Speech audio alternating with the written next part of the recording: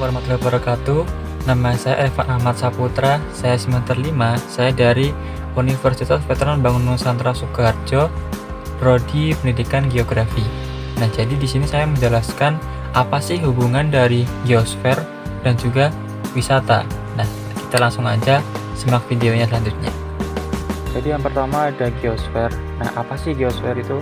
Geosfer adalah lapisan bumi yang terletak pada permukaan bumi yang di situ secara nggak langsung itu mempengaruhi pada potensi wisata dan juga aktivitas pada wisata. Nah, salah satunya adalah ada atmosfer, ada litosfer, hidrosfer, biosfer, dan juga antroposfer. Nah, dari atmosfer ini hubungannya apa sih dengan wisata? Nah, jadi atmosfer adalah lapisan bumi yang di situ menyelimuti bumi pada permukaan padat dan juga di situ beratus kilometer dari bumi.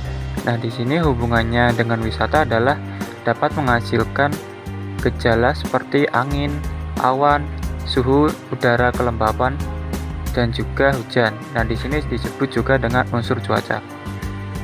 Untuk yang kedua adalah litosfer.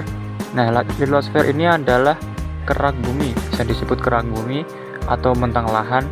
Nah, di sini kita bisa mengetahui bahwa kerak bumi ini menghasilkan batuan.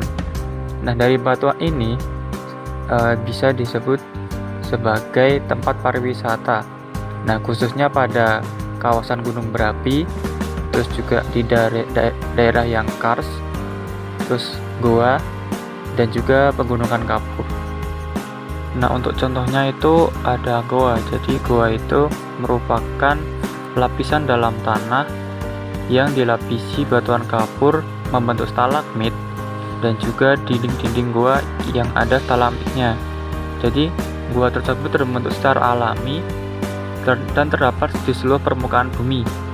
Nah, bahkan di bawah lautan pun ada. Jadi unsur dari litosfer ini sangat ada hubungannya dengan wisata. Dan lainnya adalah gunung. Jadi gunung atau pegunungan itu terbentuk karena adanya pergerakan lempeng tektonik antara lempeng samudra dan juga lempeng benua. Jadi sehingga menghasilkan pegunungan seperti gunung berapi dan juga di situ memberikan keindahan dalam wisata seperti itu.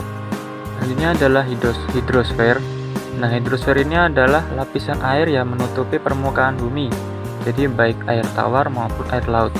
Nah, air yang ada di permukaan bumi jumlahnya itu tetap dan memiliki siklus yang namanya hidrologi. Nah, hubungan dari hidrosfer dengan wisata adalah membentuk potensi wisata seperti laut, danau, sungai, dan lain-lain. Dari lapisan air ini itu contohnya adalah air tanah. Jadi air tanah itu air yang keluar dari mata air panas yang dipanaskan oleh geotermal atau panas bumi, dan di situ terdapat batuan di perut bumi.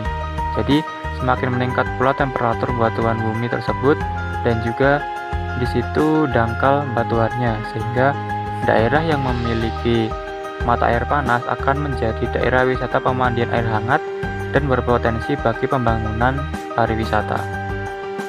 Yang selanjutnya adalah biosfer. Nah, jadi biosfer itu adalah bagian dari geosfer yang terletak pada lapisan bumi seperti troposfer, litosfer, dan juga hidrosfer yang penuh dengan kehidupan.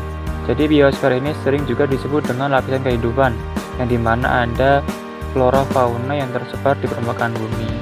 Nah, jadi hubungan biosfer dengan wisata itu adalah dapat dimanfaatkan untuk tempat pariwisata, seperti contohnya adalah pelestarian flora dan fauna. Nah, di situ bisa didirikan sebagai suaka marga satwa, kebun binatang, hutan lindung, taman nasional, dan juga cagar alam. Nah, selanjutnya adalah antroposfer. Nah, antroposfer adalah lapisan di kehidupan manusia. Jadi lapisan ini adalah bagian dari biosfer yang merupakan ruang di permukaan bumi yang tempat hidup manusia dengan segala aktivitasnya.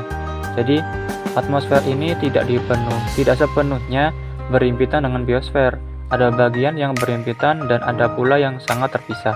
Jadi antroposfer ini apabila manusia dapat hidup secara normal dan alami tanpa rekayasa yang canggih, misalnya pada ruang yang sesuai dengan tempat untuk permukiman dan juga pedesaan maupun perkotaan.